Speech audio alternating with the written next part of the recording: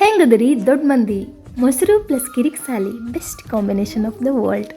ಹೌದ್ರಿ, ನಂಗೆ ಮೊಸರು ಜೊತೆ ಕಿರಿಕ್ಸಾಲಿ ಪಲ್ಯ ತಿನ್ನೋದಂದ್ರೆ ಭಾಳ ಇಷ್ಟ.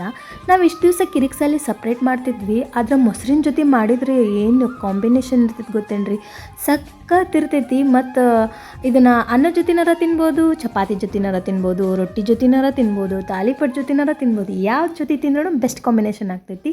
ಮಾಡೋದು ಹೆಂಗೆ ಬರೀ ನೋಡೋಣ.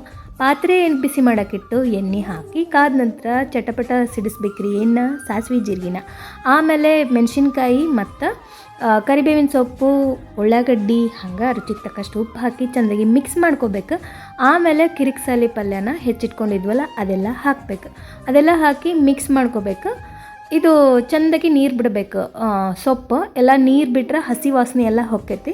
ಆವಾಗ ಮಸ್ತಾಗಿ ರುಚಿ ಬರ್ತೈತಿ. ಇದು ಎಣ್ಣೆ ಒಳಗೆ ಚೆಂದಾಗಿ ಫ್ರೈ ಆಗಬೇಕು. ಹಂಗೆ ಸ್ವಲ್ಪ ಬಾಯಿ ಮುಚ್ತಾ ಇರ್ರಿ. ಇದನ್ನು ಲಿಡ್ ಕ್ಲೋಸ್ ಮಾಡಿರೋಷ್ಟೇ ಚೆಂದಾಗಿ ನೀರು ಬಿಡ್ತೈತದ. ಹಾಗಾಗಿ 1-2 ಸಲ ಲಿಡ್ ಕ್ಲೋಸ್ ಮಾಡಿ ಮತ್ತೆ ಮಿಕ್ಸ್ ಮಾಡಿ ಎಲ್ಲ ಕುದ ನಂತರ ಗ್ಯಾಸ್ನ ಆಫ್ ಮಾಡಿಬಿಡ್ಬೇಕು.